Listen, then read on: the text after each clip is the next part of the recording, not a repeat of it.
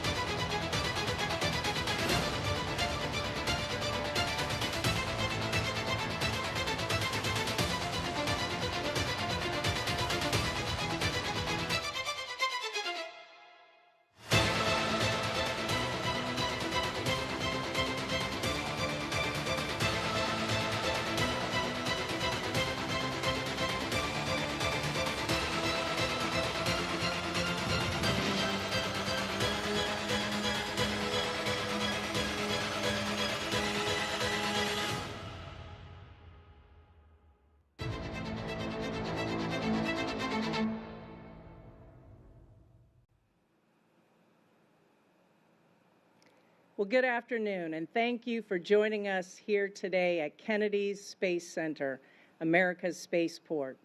You know, 60 years ago, Kennedy was established to meet the challenge of landing a human on the moon and returning him safely to Earth. And for the last 6 decades, Kennedy has supported America's space program and launched the dreams of our nation. Today, we look ahead to the future and the exciting work that NASA is carrying out as we explore our universe. Please join me now in welcoming our NASA Administrator, Bill Nelson. Thanks, Janet. Good afternoon, everybody. Everybody, are you ready? Are you ready for this? Are you ready for that out there on pad 39B? Welcome to the Kennedy Space Center. 2 weeks ago it was that we were right here and our eyes were fixed on this iconic American building. The 322-foot mega moon rocket, it began inching its way out of that big vehicle assembly building. And from there, the crawler transported it 4 miles out there to the launch pad. And soon it will undergo the final testing before its first flight around the moon. Artemis 1's journey from High Bay 3 to the pad is symbolic of our work. The meticulous planning, the late nights, the relentless spirit keep pushing forward. And that's what NASA does best. That's what we do best, and nobody does it better. That opening video showed how our agency is inventing groundbreaking technology, how it's igniting imaginations, and it's inspiring future generations. We're having this discussion today because President Biden and his administration released this budget request, and it came this morning, and NASA's $26 billion fiscal year budget for 23, it's a request from the President, from us, and it is a significant increase over last year's budget. In fact, it's 8% more than the enacted federal spending levels, the appropriation bill, from fiscal year 22. It's the largest request for science in NASA history.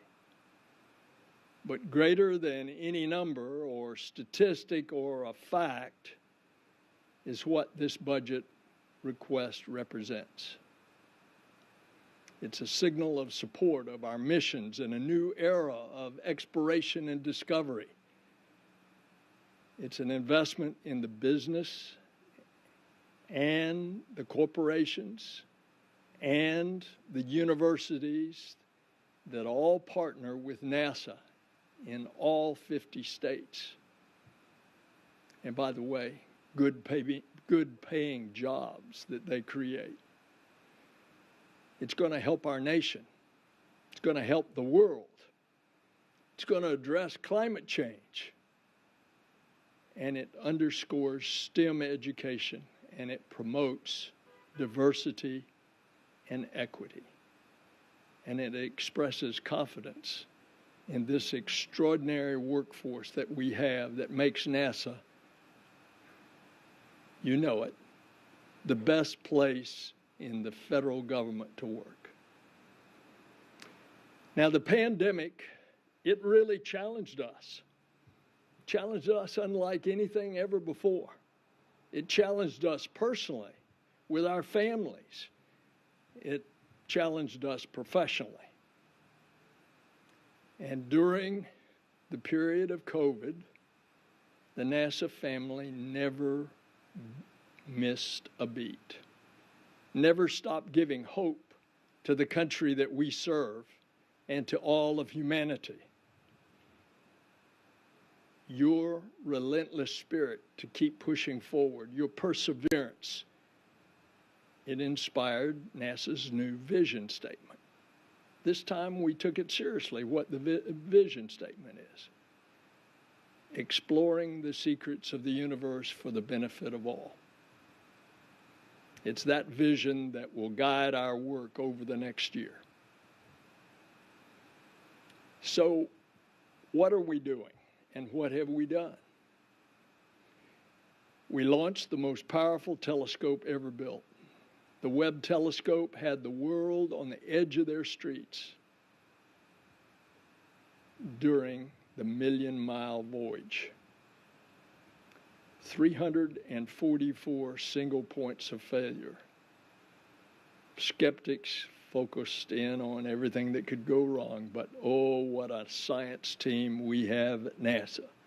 And they poured everything into it, and it worked. And it's worked so far even better than planned. This summer, we're going to see the first images I've seen, and you all have as well, the first target star. And what we're going to see in the images that are coming is revealing the stars and the galaxies that happened to form the first galaxy 13.5 billion years ago, just after the beginning. Think about that. Light traveling at the speed of light for 13.5 billion years. That's what we're going to capture.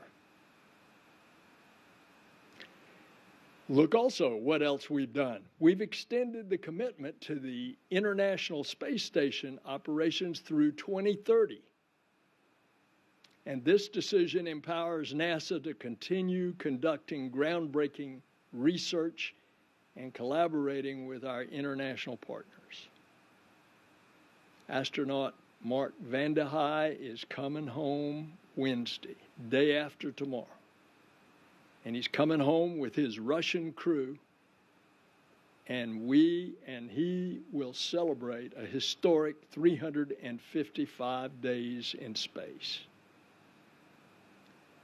And for the safety of our astronauts, the working relationship between NASA and our international partners continues. And that includes the professional relationship between the cosmonauts and our astronauts. And soon, we're going back to the moon as Artemis. We're going to learn to live and work in a hostile environment. And then it's on to Mars in the late 2030s. President Biden's $26 billion proposed budget for NASA will begin to make this happen. So let's take a look at how this is going to happen. Roll the video.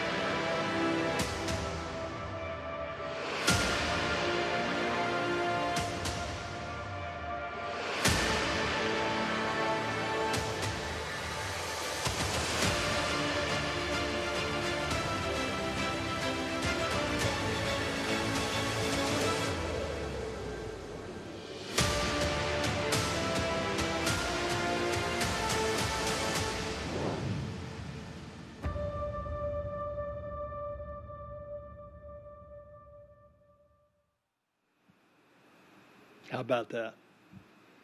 For decades, many of us have looked up at the moon every night and we wondered when would we touch the lunar surface again? That day is coming soon, because not long from now, right out there on pad 39B, 8.8 million pounds of thrust will propel an uncrewed Artemis 1 into the heavens. And after this 3-week journey of over 1 million miles, it'll come home faster and hotter than any spacecraft has before. In 2 years, then from Artemis 1, for the first time since Apollo 8, Artemis will fly astronauts around the moon. It won't be Borman, Lovell, and Anders. It'll be a crew that will be announced later this year. And it will take them farther into space than any humans have ever traveled before. And when we land the first woman and a first person of color on the moon as part of the Artemis program, we will inspire the next generation of scientists and engineers and explorers. Remember what happened after the Apollo program. You had several generations of engineers and scientists and technicians that all came out as a result of the extraordinary work in Apollo. But now, the Apollo generation has passed the torch to the Artemis generation. And this new generation is preparing to push the boundaries of what we know to be possible. It will not be a series of isolated missions. Instead, each mission will be a groundbreaking component built on the last, on the moon and beyond. So let's turn our attention to Artemis Launch Director Charlie Blackwell Thompson to tell us more. Roll the video. Thank you. I'm NASA's Megan Cruz, and I am joined right now by Artemis 1 Launch Director Charlie Blackwell Thompson. Charlie, thank you so much for being here. Thank you. You know, we see your rocket there on the pad. How does that make you feel? Well, when I look at that rocket on the pad, it is a mix of emotions for me. It's excitement. I feel a sense of pride for the teams and for all the men and women who have worked on this rocket to make it possible. I mean, you think about it and you see it, it's amazing. And really it's made up of hardware, software, elements, piece parts that come from across our country. And it represents the work and the dedication of men and women from all across our 50 states. So what did it take for you and your team to get to this moment? Well, I mean, this team has been busy developing flight hardware, the SLS rocket, the Orion spacecraft, the ground systems. I mean, our big team has been working on this for a number of years. Yeah. It's gone from a clean sheet of paper to a concept to a design to cutting metal and manufacturing parts, and then the integration and test to this vehicle that you see behind you. So when you think about the effort, what has it taken? I mean, it has taken dedication and support from a team of people from across our country. Most recently, as part of the work here at Launch Complex 39B, you know, after rollout, it's been all about getting those tests in prior to wet dress, and so our team's been really busy with that. But certainly, if you're looking back over time, you know, the efforts on this rocket started some time ago and span many different teams and many different programs. So you mentioned wet dress. That's the next critical step before we can declare a launch date, right? How do you feel about this test? It's almost upon us. I'm excited about it. Our team's excited about it. It is a big milestone, and it is the last big test before launch. And so when I say that, even now, you know, I get a little bit of goosebumps because it's a big milestone. It's a big deal. Are we ready? We are ready. Our team has been training for this. We've gone through our tabletops. We've gone through our procedures. We've gone through our training, and our pre-test briefing is scheduled just a couple of days from now. So it's a very exciting time. What are you most looking forward to for launch day? I am looking forward to the team. There's a bunch of things. So the first one is I'm looking forward to our team having an opportunity to demonstrate all of the work, all of the training that they have been putting in for a couple of years now. And so I'm looking forward to that. From a hardware and a firing room perspective, I look forward to coming in on launch day, driving into the LCC and stepping out of the car and looking out at the pad and knowing that, you know, we're hours away from launch, and seeing that excitement in the team. I look forward to getting into terminal count and seeing those last minutes and seconds tick off the countdown clock, knowing that, you know, we are potentially, once we get into terminal count, you know, very close to engine start. Yeah. And so I look forward to that, kind of those last moments of launch countdown. And Charlie, what would you like to say to all the people who've contributed their hard work and their dedication to get us here to this moment? I would like to say thank you, a heartfelt thank you. This rocket sits on the pad ready for wet dress because of the dedication, the support, the excellent work by a team of people. I would say thank you. Thank you for all that you have done to get us here. And thank you, Charlie. Thanks so much. Thank you. Back to you. Thanks, Charlie. The Exploration Ground Systems team, thank you, every member of the NASA family. The progress that we have made was in big part because of you. And through these Artemis missions, we will make new discoveries and advanced technologies. You would expect that. And we'll do it in a way that we've never done it before.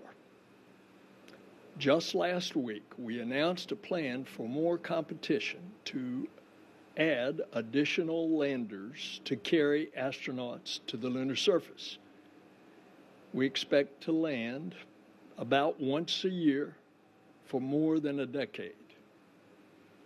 We're going to put an outpost or something like a station in lunar orbit. It's going to be in a polar orbit of the moon, and we're going to call it Gateway.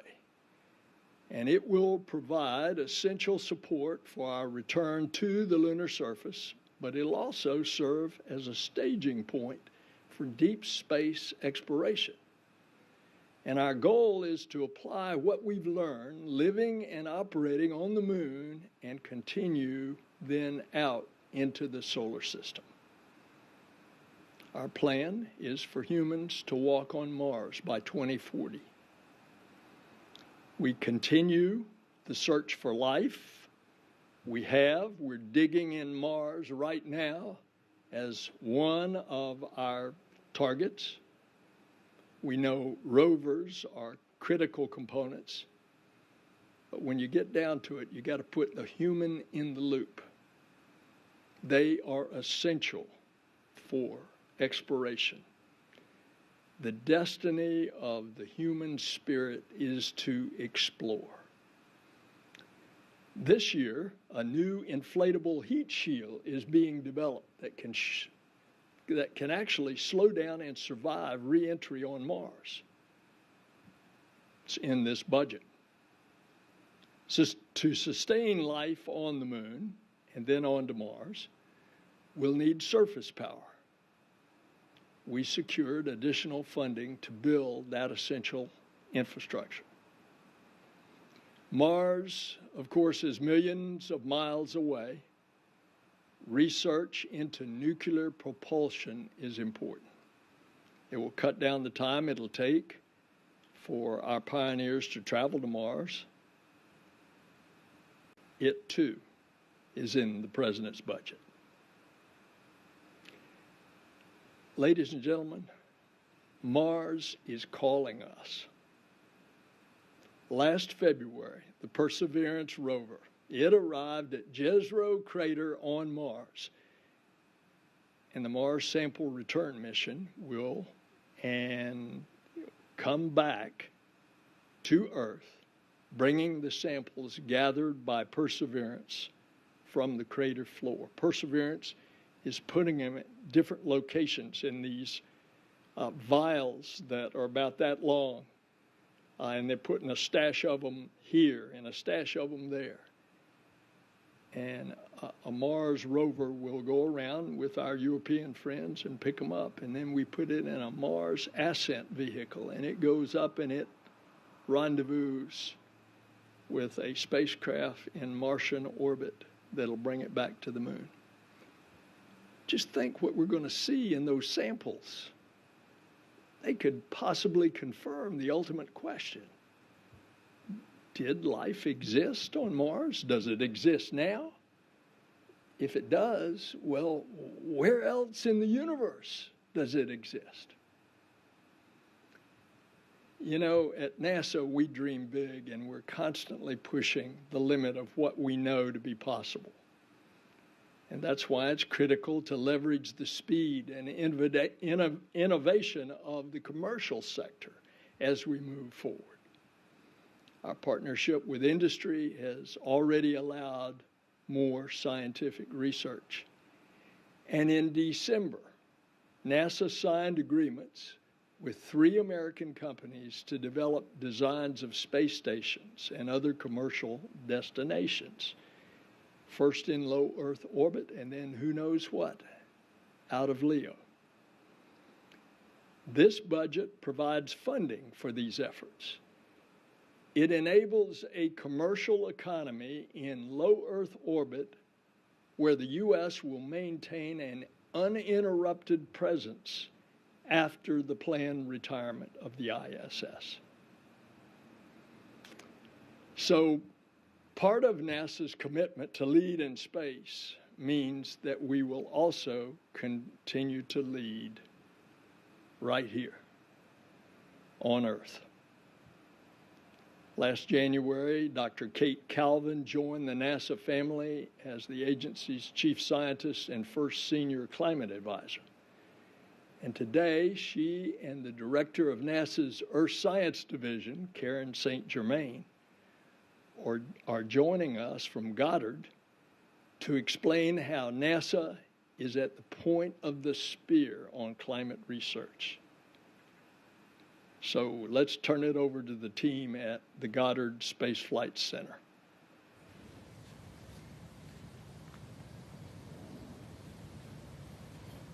Thank you, Administrator Nelson.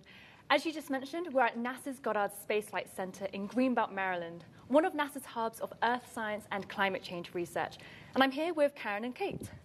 So Kate, what is on the horizon for NASA to continue to understand climate change and delivering that information to the public? Observing our planet, how it's changed over time, and how human activities impacted it is not new to NASA. We've been doing that for decades now. But we're at a point where we need to go beyond gathering information. We need to make sure that people have what they need to make informed decisions. We'll continue our climate research, looking at things like surface temperature, greenhouse gases, sea level rise, and other aspects of climate change. But we need to take the next step, and in that, accessibility to data is critical. While all of our data is freely available to the public now, we're working in the future to make sure that it's easier to use in good formats, and that people have what they need as they're making decisions, whether those are about climate mitigation, adaptation, or planning. Thanks, Kate. And Karen, NASA is working to develop the next generation of Earth-observing satellites, the Earth System Observatory. How will that serve the science community and public at large? Well, NASA's been a global leader in Earth observation, science, and modeling for over 60 years. But the challenges of climate change in particular mean we need more information and we need it faster. And that's really where the Earth System Observatory comes in. So the ESO is the next generation of satellite missions that will launch by the end of this decade, and they'll give us a 3D holistic view of our Earth system at a level of precision and accuracy that we've never seen before. And just as important as what we're doing is how we're doing it. We're going to involve industry to bring in innovation. We're working with international partners to leverage their capabilities. And we're doing it all under open science principles to make sure that we get to the science and the information products that people need to make decisions as quickly as we can. And this is a question to both of you. How does NASA's climate change research help the average person? Let's start with you, Karen. In most cases, today, people get access to NASA data through other agencies, federal, state, and local, as they manage things like coastal flooding and wildfires, and even through the U.S. Drought Monitor, which supports the entire U.S. agriculture industry. And speaking of agriculture, our NASA team just went to the major national agriculture commodities meeting to meet with farmers and agriculture producers and other key players to learn more about how they use NASA data today, what they need in the future, and how they need that information delivered. Karen makes some great points. Whether people may realize it or not, NASA research has likely impacted things that affect their everyday lives or are used in long-term planning, and we're working to make that easier in the future. In addition, we also develop technologies that can help people mitigate or adapt to climate change. That's fantastic. Many thanks to you both. Administrator Nelson, back to you. Thanks, you two. What's clear is if we can measure this climate crisis, we can mitigate it. That's NASA's expertise.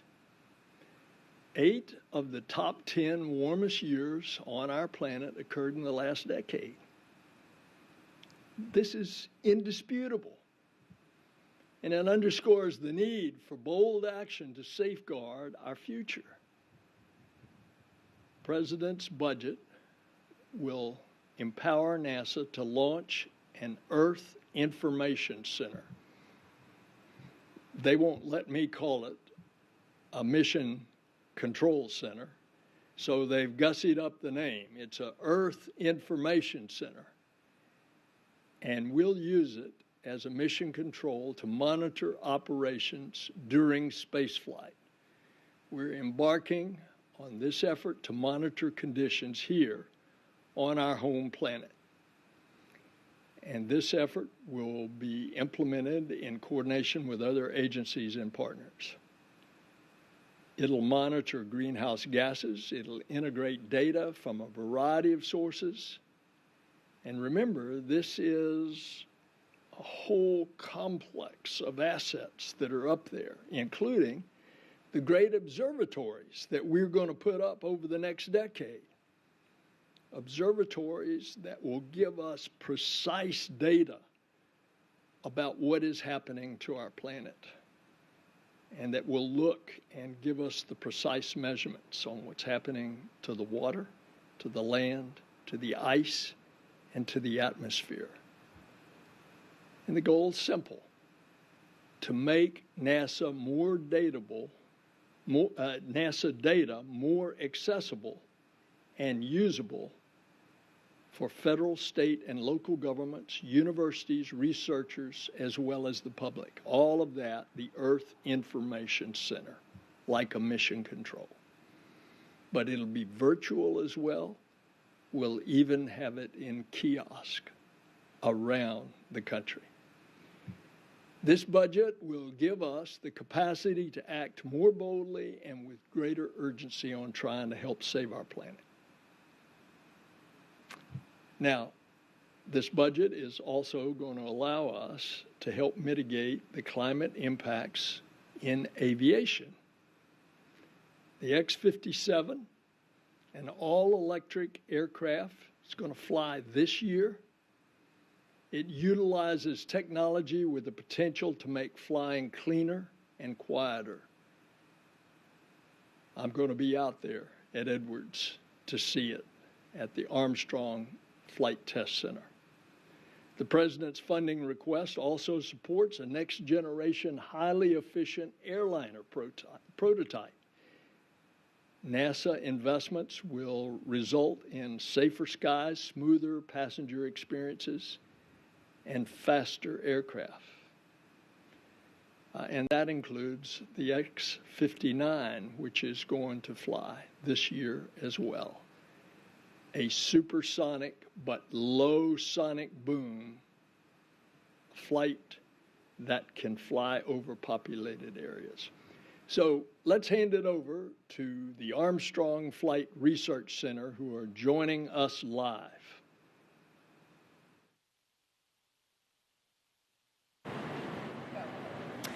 Thank you very much, Administrator Nelson, and welcome back to Armstrong Flight Research Center.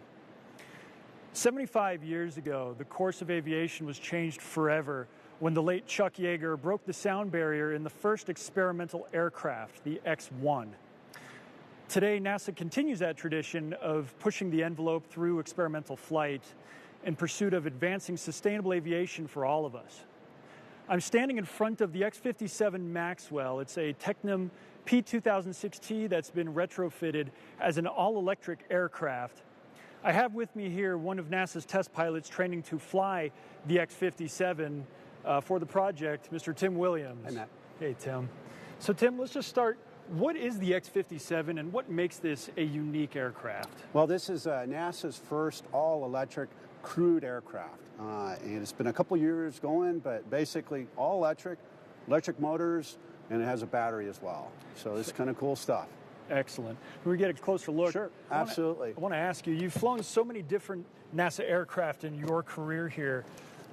What is it like training to fly a unique aircraft like the X-57? The key to any successful project like this is a simulator. And it's part of the whole evolution when we go test. I fly, I go back to the simulator. We've done a lot of work over the last couple of years in building up that simulator to match it exactly what we have in this cockpit. You know, it's just me in this one. Now, I have normally 4 seats, but we took out 1 seat, put an instrumentation pallet, and the rest of the airplane is all batteries. So I can't wait to fly this, believe me. Appreciate it, Tim. Thank you. Looking forward to it. I'm going to kick it up to my colleague Sarah Mann, who's with Heather up at the X-57 simulator. Sarah? Thanks, Matt. We're here in the X-57 simulator with Heather Miliska and sim engineer Ryan Wallace.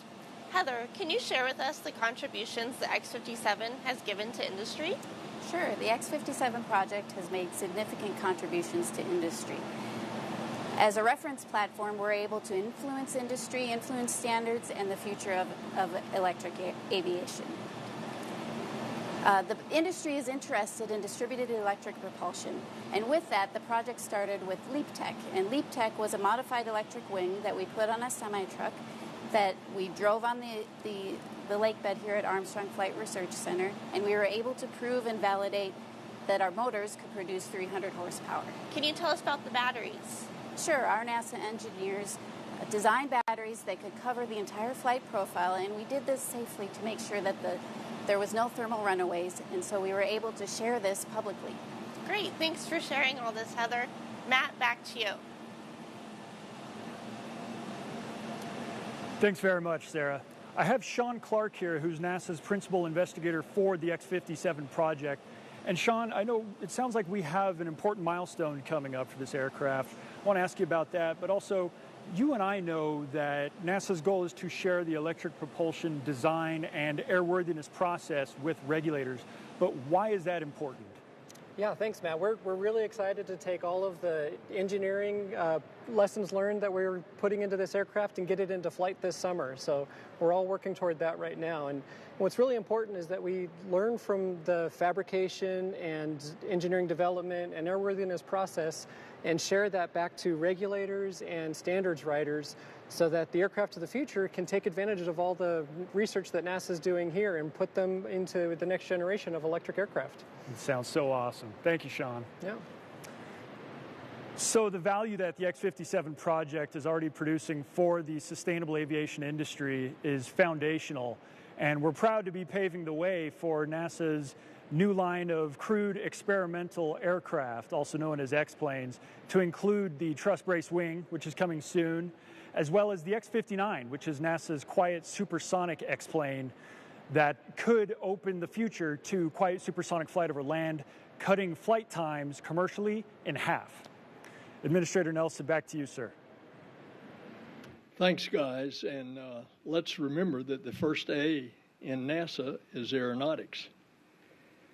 So, putting all of this together to chart America's pioneering course into the cosmos, we must embrace and empower the whole of our nation here at home. So we took the first steps with the launch of Mission Equity. We broadened our reach out with NASA's first ever Spanish language broadcast for the Perseverance Mars landing. And with a $150 million budget for STEM, for education and engagement, that was a 10% increase over last year. It's in the budget. And this is our opportunity to make limitless the potential of all Americans. Last September, NASA released its first comic book. It's titled First Woman, NASA's Promise for Humanity. You think that's a hit in elementary schools? Do you think that that ignites the imaginations of those little minds? It imagines the story of Callie Rodriguez, the fictional first woman to explore the moon. This is a new generation of explorers, the Artemis generation. It's also a story of where we are going as a country. We were in the very successful Apollo generation. Now we're going to the Artemis generation. And I believe that this agency personifies the American story. It's a story that is never ending because of the work to create a more perfect union does not end. We have much work to do, but this is the work we must do together. And it's our leadership team's pledge to be your partner in this ongoing work. Let's recognize and bring down the barriers, both visible and invisible, that hinder fairness. Let's ensure underserved and underrepresented communities have access to NASA's programs and our resources and our opportunities. Ladies and gentlemen, it's been a year since President Biden asked me to rejoin our NASA family. I'm just constantly inspired by the can-do spirit that guides our agency. And I'm proud to say that the state of NASA is strong. It's strong because the NASA family makes it strong.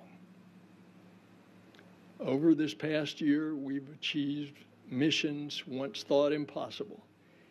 And we know this year is bound to be another banner year, full of breakthroughs and discoveries for the world's can-do agency. It's an honor of a lifetime to serve at NASA with you every day.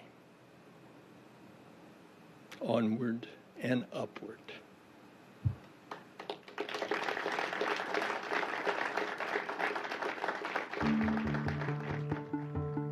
Space is for everyone. We're all working towards a common goal.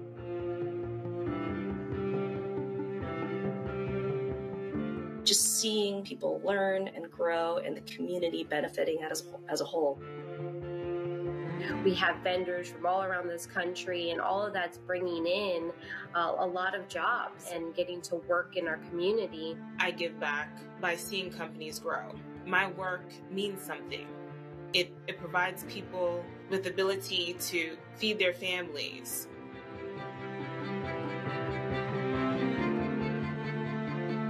Not everyone who works on the space program is an engineer or scientist in a white lab coat, and there's vital roles.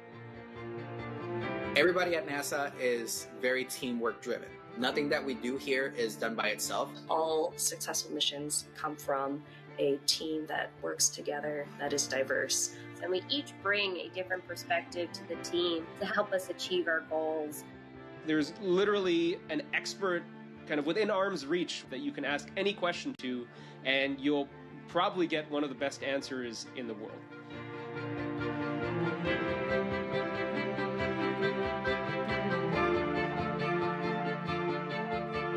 We take a lot of ownership in what we do. You get to see a lot of that passion, you get to see a lot of that drive. People want to do their best, people want to pull together to be a part of this program that's bigger than what any of us can accomplish on our own. NASA does the trailblazing with technology. The kind of work we do, you can't rest on your laurels and say, okay, we're there. There's no end to what we can achieve, so we have to keep pushing ourselves. And any airplane that I get on, it's exciting to think about, oh, this airplane probably at some point passed through many of our centers. We are with you when you fly. We are coming up with safer, newer technologies that are more silent, more energy efficient. Just to be able to work here and be able to design and touch something that will one day travel to a new planet is amazing. I mean, it's indescribable. NASA brings hope and inspiration by leading the world to space for the progression of all people.